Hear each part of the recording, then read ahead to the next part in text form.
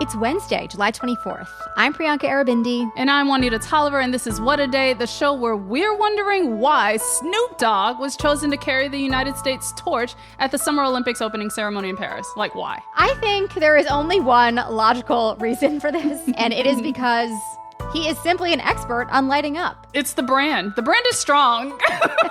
Truly, the brand is strong.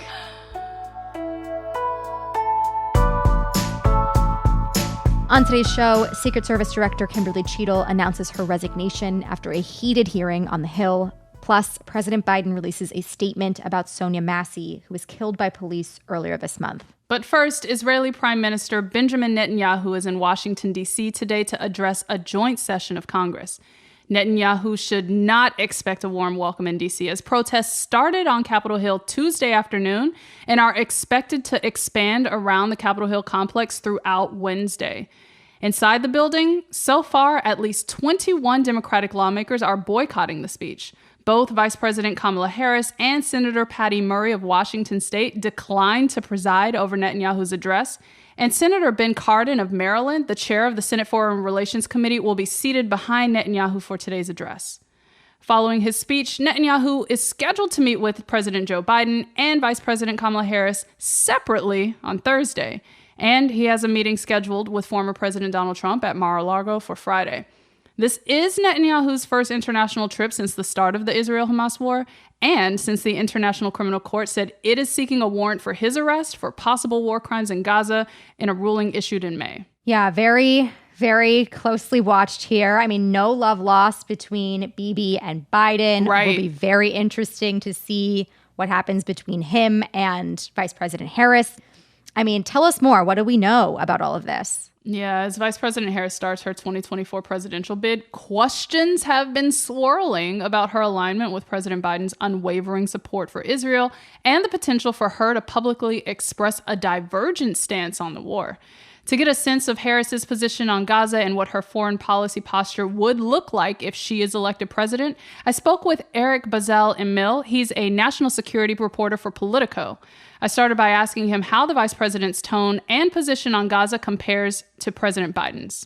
Vice President Harris is a supporter of Israel. She has long-standing relationships with Israeli political leaders going back to when she was a U.S. senator.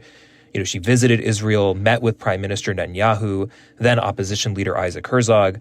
So she supports Israel. She supports the Abraham Accords. But as we've seen throughout the war, Harris has been a lot more forward on messaging than the administration. She's also been much more clear about humanitarian implications. Vice President Harris has also been, within the administration, much more critical of Netanyahu and more in support of pushing the administration to take a tougher line on Netanyahu and really hold Netanyahu more to account about the delivery of humanitarian aid into the territory. Harris supporters will also emphasize that there's not much daylight on some of the policy aspects, the broader way to solve the Israel-Palestine conflict. But when it comes to the war, there are important nuances and there are important, shifts that a Harris presidency could continue to go down. Now, with that in mind, I want to ask about one more comparison. How does her stance on Gaza compare to Donald Trump, her would-be opponent, potentially? If there is a question about there being daylight between her and President Biden, there's absolutely daylight between her and former President Trump. The reality is that former President Trump very much supports the objectives of the Israeli government right now. He has not been particularly critical of the end result of the war. And advisors and those close to the former president have emphasized that, a Trump administration would not be as harsh or punitive towards increased settlement expansion, the violence that we've seen in the West Bank. Jared Kushner, there were some widely reported comments about redeveloping the Gaza Strip. There would still be very ironclad support for the Israeli government under a Trump administration. We know one of the big issues that President Biden faced when he was in this election was his declining support among progressive voters over his support for Israel, particularly Arab American voters and young voters across demographics. So we saw this with the Uncommitted campaign that began in Michigan, where 100,000 plus voters opted to vote uncommitted in their state's primary. But that movement expanded nationally and even earned delegates to the Democratic convention. So will Vice President Harris have an opportunity to win back some of these folks who had turned away from Joe Biden? A lot of that is going to be decided in the next couple of days, how she handles Israeli Prime Minister Netanyahu's visit to Washington this week. She has decided not to attend the speech in person, so that image of her potentially sitting behind Netanyahu while he addresses Congress, that won't exist. There will be a private meeting while the Israeli delegation is here, but certainly not that same kind of visceral image of the vice president above the shoulders of a very polarizing Israeli leader for those on the left. The State Department has also done, its own internal surveys. We reported on this in our National Security Daily newsletter. In the Middle East and in large parts of the world, the vice president is seen as a much more effective messenger on the Middle East and on the situation in Gaza. That's why critics, those folks who have resigned from the administration in protest of Gaza policy, say that there's an opportunity there, both politically and also from a fundamental peace-building perspective, to shift in tone under Vice President Harris. So what should we expect to hear in a report out from that one-on-one meeting that she will be having with Netanyahu later this week? What we'll probably see, and what you could expect to look for, is, discussion of the humanitarian situation, conversations about, escalation at the northern border with Lebanon, what the game plan is for exiting the Gaza Strip and the continuation of military operations, what the day after plan looks like. I'm not sure that we're going to see a lot of specific details in the public readouts, but certainly we can anticipate that those issues will be discussed during the conversations. I also do not think that it'll differ too much from what President Biden discusses with the prime minister later this week. And you spoke to some of the federal officials who have resigned over the past several months due to Biden's pro-Israel stance. Tell us more about those individuals and what they think about the potential impact Kamala Harris could have on U.S. involvement in the war if she is elected. It's not a huge pool, but there's been a group of a certain sizable number. It's included appointees at the Interior Department, the Department of Education, and high-ranking, spokespeople at the State Department, including the State Department's spokesperson specifically for the Middle East. One of the most important details that we're seeing coming out from them is they see Harris as somebody who could be a little bit more persuaded, and they also see, some potential given the fact that she's spoken and she's thought about what the next steps look like. How does the United States move forward towards a long-lasting peace, between Israelis and Palestinians? They see it as, not a closed deal, in part because Harris is from a different generation than the president, that didn't grow up necessarily with that same idea of ironclad, unconditional support for Israel. Harris is more a product of this more recent landscape, right, that we've seen under Netanyahu, especially the last several years of Netanyahu's first premiership, where we saw settlement expansion. We saw, volleys of violence between Israelis and Palestinians. So that context also informs it a little. I was going to add another variable of that is that she's still establishing her posture in terms of foreign policy and on a global stage. She's been developing that more as vice president, whereas much of her career prior to now has been as a prosecutor and a senator from the state of California. But Politico recently reviewed more than 100 of Harris's publicly available calls and meetings with world leaders during her time as vice president.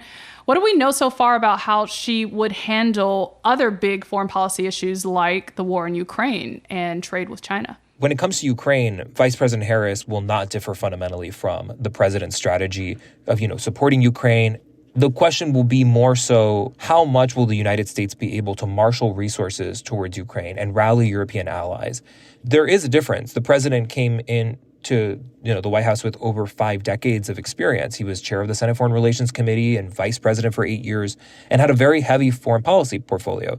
By definition, the vice president would come in with somewhat less experience and significantly less developed relationships. That doesn't mean they don't exist. She's spoken with French President Emmanuel Macron. She has met with Zelensky multiple times. On Asia, which is the other big bucket of her foreign policy engagements, there are certainly more fleshed out relationships. She's been to multiple ASEAN summits, gatherings of Asian world leaders. And, the administration has emphasized that they see Vice President Harris as an integral part of their Indo-Pacific strategy and their outreach to allies. I do think that we'll see continuations of the broad foreign policy vision. Some of it is going to be shaped in terms of implementation by how much she builds relationships in the next couple of months, and then at the beginning of her first term, if she is elected in November. Some of it is also going to depend on the people who are in her orbit. Who's her Secretary of State? Who's her running mate? Who are the National Security Advisor or the Secretary of Defense? Because that's also a difference between her and the president, where Jake Sullivan was a longtime aide to him. Antony Blinken, the Secretary of State, was his National Security Advisor as vice president. There was more of a Biden world on foreign policy. Vice President Harris won't have that luxury. She's elected. She's going to be starting a little bit more from scratch. So that is also going to influence how it works out in the end. Also, another comparison point with what a President Harris international support team looks like compared to President Trump in his posture globally. The difference won't be so dependent on advisors between Harris and Trump. A lot of what a Trump foreign policy would look like in a second term is going to depend on who is his Secretary of State and his National Security Advisor and who's in his ear, which is why European allies are antsy about Senator J.D. Vance being his running mate, because they see Vance's history saying he doesn't really care what happens to Ukraine.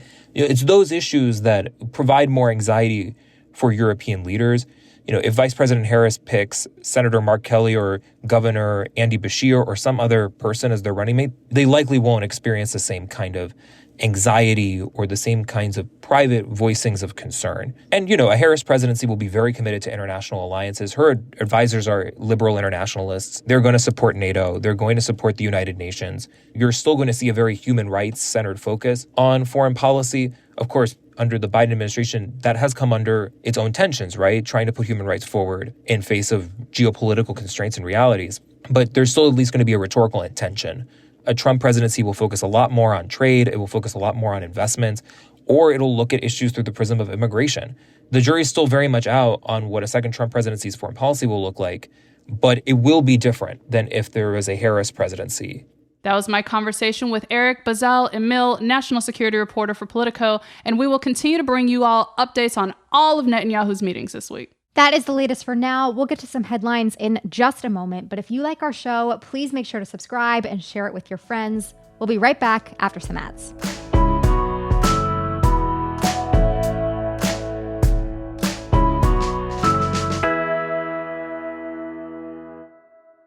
Hi, I'm Angie Hicks, co-founder of Angie. One thing I've learned is that you buy a house, but you make it a home. And for decades, Angie's helped millions of homeowners hire skilled pros for the projects that matter. Get all your jobs done well at Angie.com.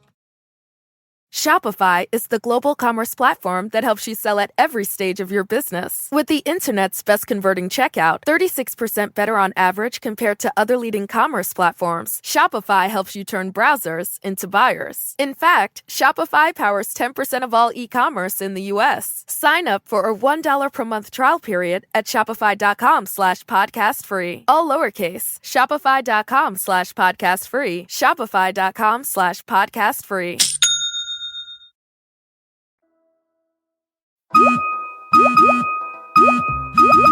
Okay, it's true. You might have a group chat to dissect your latest lapse in judgment with your girls. But when it comes to the Supreme Court ruling on women's organs and ignoring oath-breaking insurrectionists, it's going to take more than an emoji reaction to figure out what it all means and how it affects you.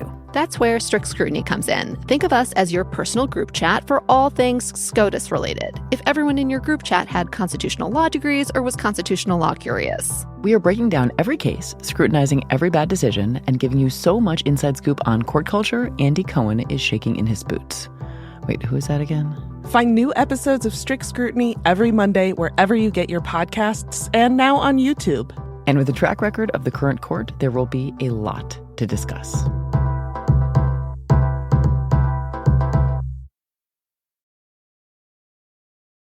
Let's wrap up with some headlines. Headlines.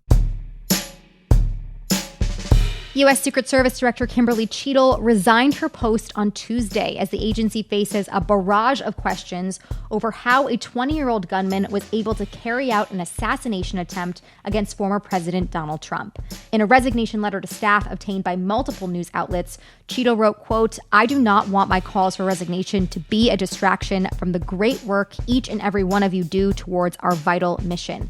Cheadle faced bipartisan calls to step down during a congressional hearing on Monday. During that hearing, she insisted that she was still the best person to lead the agency, but admitted that the shooting was a, quote, colossal failure. New Jersey Senator Robert Menendez announced he will resign from the Senate next month following his recent conviction on charges including bribery, extortion, and acting as a foreign agent. In a letter sent Tuesday to New Jersey Governor Phil Murphy, Menendez wrote, quote, "While I fully intend to appeal the jury's verdict all the way and including to the Supreme Court, I do not want the Senate to be involved in any lengthy process that will detract from its important work." Menendez has served in the Senate since 2006 and was once the chair of the Senate Foreign Relations Committee. But his political career took its latest nosedive in 2022 when the FBI searched his home and seized a Mercedes-Benz, 13 gold bars, which were hidden in clothing in his closet, and $550,000 in cash. Yeah, just normal things to have in your house. Nothing to see here. We should say that Menendez's decision to wait until August 20th to leave the Senate is relatable. I mean, senators get paid on the 20th of every month. I'm sorry. Yikes. Dead. That is so yikes. I mean, he doesn't have his gold bars anymore, so he needs to get cash somehow. Yeah. I'm sorry. We need to go back to the quote. He doesn't want to detract from the important work of the Senate by dragging them into this mess. Then why did you do all of this in the first place? What is wrong with you? And this isn't his first trial related to fraud and other claims. So yeah, he's a mess. Yeah. What are you talking about? Earlier this week, Illinois State Police released horrifying body cam footage showing a police officer shooting and killing Sonia Massey, a 36-year-old mother of two. Early in the morning on July 6th, Massey, who was black, called police to report a person outside of her home in Springfield, Illinois. The two officers who came to the scene didn't find anyone outside the house and instead became suspicious of her. While searching inside her home, Officer Sean Grayson, who is white, threatened to shoot Massey in the face while she was handling a pot of hot water near the stove. Grayson yelled at her to drop the pot. She apologized and ducked down with the pot still in her hands. Grayson then shot Massey multiple times with at least one of the bullets hitting her in the face. Last week, Grayson was fired and charged with first-degree murder. He has pleaded not guilty. Following the release of the body cam footage, President Joe Biden released a statement that reads in part, quote, "Sonia called the police because she was concerned about a potential intruder. When we call for help, all of us as Americans, regardless of who we are or where we live, should be able to do so without fearing for our lives."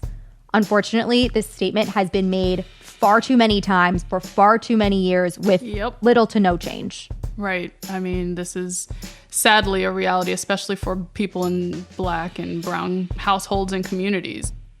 House Minority Leader Hakeem Jeffries and Senate Majority Leader Chuck Schumer endorsed Vice President Harris's campaign for president on Tuesday, one day after former Speaker of the House Nancy Pelosi threw her support behind Harris. And as the vice president gains more ground in her bid for the White House, many are wondering who she'll tap to be her VP. NBC News reported on Tuesday that the Harris campaign has requested vetting paperwork from 5 potential running mates, most of whom are Democratic state governors. Pennsylvania Governor Josh Shapiro, North Carolina Governor Roy Cooper, Minnesota Governor Tim Walz, and Michigan Governor Gretchen Whitmer are among those who were contacted, along with Democratic Senator Mark Kelly of Arizona. But it is possible that Harris could pick someone who isn't on this list. Other rumored contenders include Transportation Secretary and former Mayor of South Bend, Indiana, Pete Buttigieg, Kentucky Governor Andy Beshear, and Illinois Governor J.B. Pritzker. All right, love a good Veep stakes, but what we do know for sure, whomever Harris picks will undoubtedly have more charisma and more charm than the Republican VP nominee, J.D. Vance, who had a truly lackluster first rally performance this week. He tried to show that he was country by bragging about drinking a Diet Mountain Dew. It got virtually no applause, very sparse pity laughs, I think one. It very much gave us flashbacks to Jeb Bush asking the crowd to clap. The vibes are bad. The vibes are bad. Also, that space looked really empty. Like, I'm not even sure how many people were in that room with him, especially since he couldn't even fill up the riser behind where he was standing on the podium. So I'm just like, yeah, you're giving lackluster, and I don't think he's got anything else. It's a tough look. And you also know that, like, Trump heard this Diet Mountain Dew thing and was like, he's a Coke guy. He doesn't do that. He doesn't fuck with that green shit. No. I feel like he has bigger issues that should be concerning him about JD Vance. No. But it's Trump. It's always the aesthetic things. Do you think he's doing it because it's like green, like Charlie XCX, and he's trying to be brat? I appreciate how intentional you're being. He is not. He doesn't have the range. The symbolism is there. He's trying to be brat, and he never will because you can't be brat if you're trying. He literally doesn't have the range. No. Absolutely no. And those are the headlines. One more thing before we go. Just when we thought the Veep stakes were over, a Harris-led ticket now gets the chance to name her own VP at the upcoming DNC. In the newest subscriber-exclusive episode of Inside 2024, White House alums Dan Pfeiffer and Alyssa Mastromonaco break down what it's like to onboard a new vice president to the campaign and speculate who might be leading in the race for Harris's top choice. To get access to this exclusive series and more, sign up at crooked.com/friends now. That is all for today. If you like the show, make sure you subscribe, leave a review, place your bets on your favorite VP candidate, and tell your friends to listen. And if you're into reading and not just reports of JD Vance flaming out on the campaign trail like me, What A Day is also a nightly newsletter. Check it out and subscribe at crooked.com/subscribe. I'm Juanita Tolliver. I'm Priyanka Arabindi. And light the way, Snoop. He's definitely got a plug in Paris. Like, he wouldn't sign up to be on the ground unless he had a plug. No chance. Of course he does. Or, better yet, I feel like he has a staffer who just provides and rolls and has his stash ready to go. Yes, I think that is the job. Yeah, he has a job. Yes. He's got a team.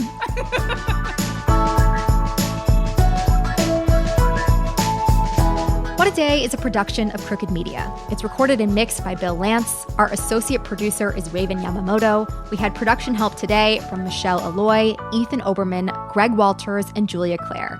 Our showrunner is Erica Morrison, and our executive producer is Adrian Hill. Our theme music is by Colin Gilliard and Kashaka.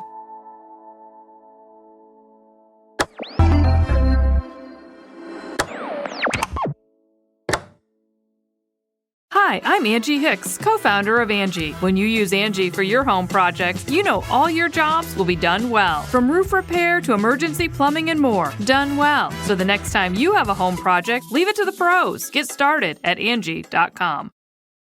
Shopify is the global commerce platform that helps you sell at every stage of your business. With the internet's best converting checkout, 36% better on average compared to other leading commerce platforms, Shopify helps you turn browsers into buyers. In fact, Shopify powers 10% of all e-commerce in the U.S. Sign up for a $1 per month trial period at shopify.com/podcastfree. All lowercase, shopify.com/podcastfree, shopify.com/podcastfree.